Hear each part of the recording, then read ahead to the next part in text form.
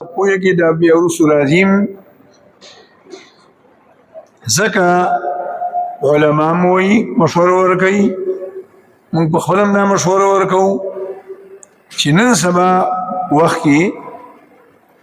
پکار دا ده چې زنانه میډیسن استعمال کړي حتی لو سره خپل کوشش وکړي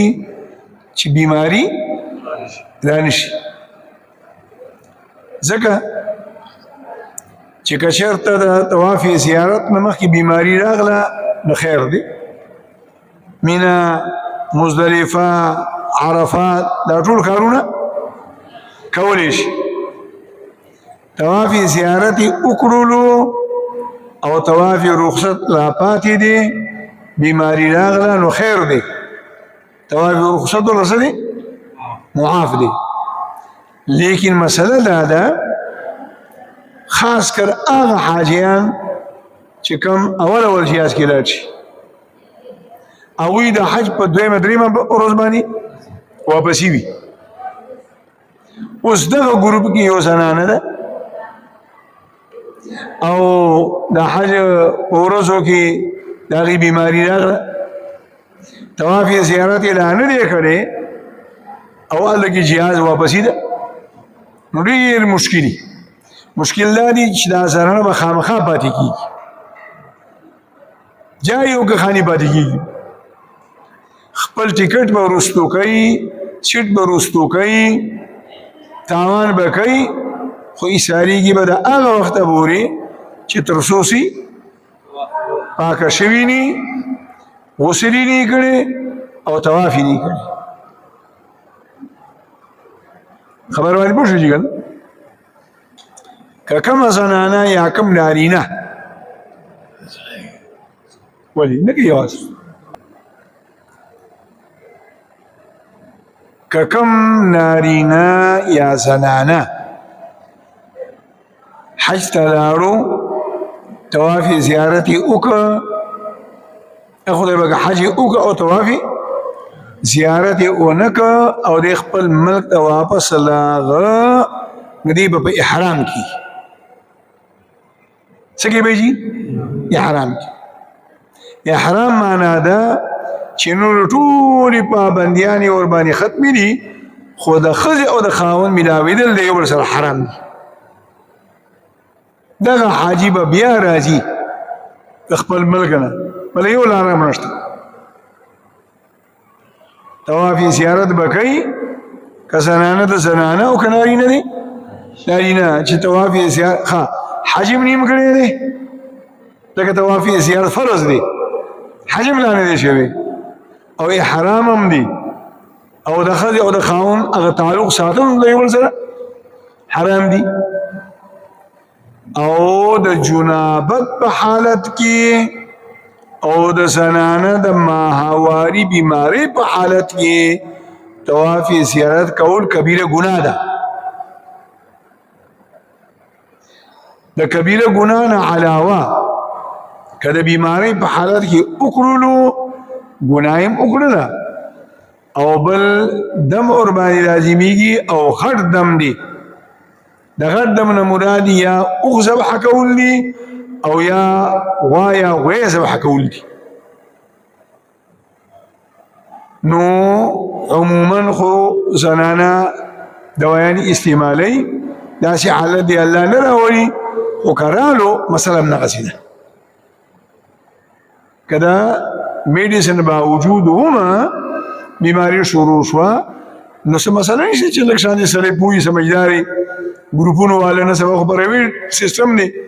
نو ګروپونه چې کوم لیډران دي هغوی د هر څه نه خبري بیا د جهاز مې هفته نیمه لیټ کولی شي ټکټ هم لیټ کولی شي د کمرې انتظام هم دله کولی شي ښه شي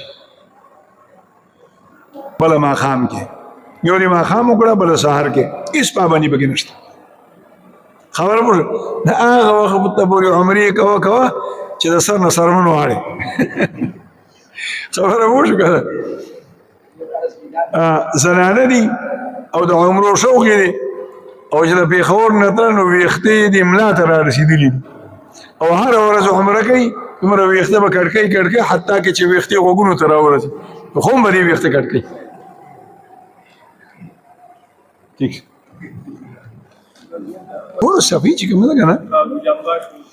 نګونه شو ویښته شو دا خو هفتې پورې کار کوي اوس خبره که نه صرف غسل به وکړي بس دا کافي دی نور ضرور نشته که نه چې حج حاجیان وکړي که نه دا یو فطري کار دی عمرې ته چې لاړ شي که نه حاجیان او خو چې څنګه د اختر اعلان وشي که نه بیا بس میږي ولګي بیا وایي چې زر لاړی دا یو فطري کار دی دا حج چې کومه حاجیان وکړي که نه بیا د یو بل زیات تیزي نو که دا د څلوېښتو ورځو ویزه لګولې ده او 100 ورځې دې تېرې کړې حج دې وکړم صحیح خبره پکې نشته بس حج فریضه ادا شوه په 14 تاریخ باندې ته وطن ته راتلی شي په یو لکه عمره کې په یو عمره کې 3 احرامه بدل کړه پېښور نه جدې پورې یو واچوه بیا مکه کې بل واچوه بیا چې کومه کې عمرې د کولو دپاره ځي بل تازه واچوه هېڅ خبره پکې نشته چې زنانه کمي هغوی د پېښور نه ځان سره دستانې یا جرابې یا طواف دوران کې موزي دا چولی شي بالکل بالکل بهتره خبره ده ګوره قدمونه هم نه ښکاره کېږي پنجې هم نه ښکاره کېږي بل یې اکثر ګرمي مټې د دغه شي وشي دستانې اچولي نو که لستوڼې اوچته هم شي نو مټې نه ښکاره کېږي نو ښه خبره دا ده او خاص کر جرابې او دستانې نری ځکه چې هلته کې ګرمي که نه چې دومره چې بس هغه بدن پې پټېږي طواف دوران کې مو چولی شي که نه یعنی طواف او احرام حالت کې اچولی شي نو هغې کې خود اچولی شي طواف زیارت وخت مقرر نه دی هغه وایم خیر دی راځي که نه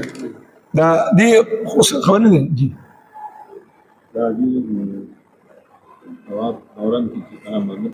دا ګوره مسله دا ده چې طواف دې شروع کړی دی نه کوي بس ختم شو طواف دې شروع کړی دی صحیح شو او موس ودرېده جمع ودرېده بس چې څنګه اقامت شروع شو په هغه ځای کې په صف کې ودرېږه ٹھیک شو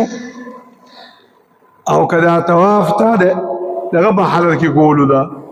احرام په حالت کې د عمرې طواف یې کولو نو اوږه دې بربنډه ده او جمع ودرېده طواف به هم بند کړي او د مازه پورې به هغه اوږه څه کړي پټه کړي بیا چې کله موږ خدار شو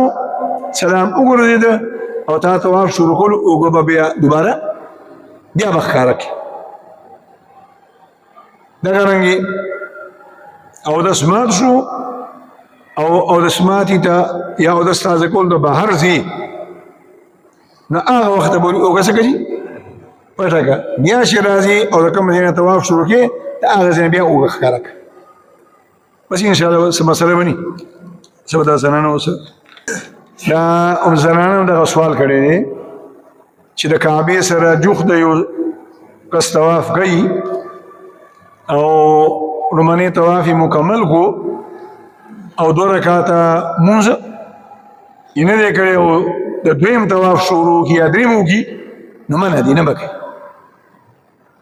د کعبې سره که پخوا کې هم یو زنانه یا نارینه طواف کوي نو د ګڼې ګوڼې نه راوتل څه ګرانه خبره نه ده راوتې شي اول به په قلاره قلاره په مزه مزه په ترس ترس باندې به راوباسي ځان راوباسي او 2 رکعاته مونځ به وکړي بیا به طواف شروع کړي طواف کې مې دغسې دي عام طور سره طریقه دا ده اول خلک د لرې نو شروع کړي او بیا په مزه مزه ځان رانږدې کوي ځان رانږدې کوي ځان رانږدې کوي په یو شکل کې دا جوخ راورسي نارینه اولاد دپاره دا دعا کولی شي رب لا تذرني فردا وانت خير الوارثين ست و طوافونه بعد داسې لیکلي که دا 7 طواف ورسره لیکلي نارینه اولاد کې دي 7 طواف دي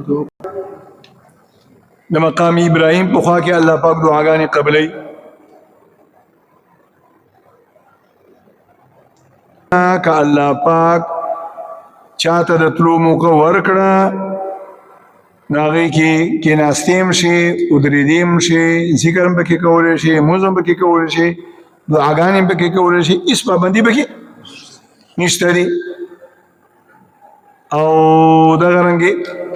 رب لا تذرني فردا وانت خير الوارثين دا د مطلق اولاد دپاره هم او د نارینه اولاد دپاره هم بهترینه وظیفه ده یو دا آیت دی ایو ورسره بل آیت هم دی رب هب لي من لدنك ذرية طيبة إنك سميع الدعاء رب هب لي من لدنك ذرية طيبة إنك أنت سميع الدعاء رب لا تذرني فردا وأنت خير الوارثين مونږ تخبلو استادانو د دې مبارک دا ویلي دي چې د چا د سره اولاد نه او یا اولاد وي او نارینه اولاد غواړي نو ښځه او خاوند دواړه ښځه او خاوند دواړه هر مانځه کې فرض مونځ وي که واجب مونځ وي که نفل مونځ وي که سنت مونځ وي که اشراقی که ساختی که اوابین او که د تهجد مونځ وي چې کله دې په قاعده کې کینی درود شریف ووایي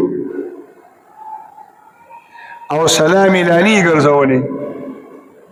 د درود شریف نه بعد او د سلام نه وړاندې دا دوه آیتونه لولي او په زړه کې د دې اولاد نیت راولي رب هب لي من لدنك ذرية طيبة إنك سميع الدعاء رب لا تذرني فردا وأنت خير الوارثين دا معمول جوړ کې خپل یعنی دا یو حالت جوړ کې هم خزهم خاون نو دا یو مجرب با وظیفه ده چې الله پاک بیا د دې آیتونو د برکته ولا الله اولاد ورکي الله پاک دې ټول به اولاد زنانه او نارینه وته نیک صالحه اولاد چې د چا نارینه اولاد ورکي د چا یونی دوار دی الله ورکي مثلا شروع کړو ټیم پاتې دی خجي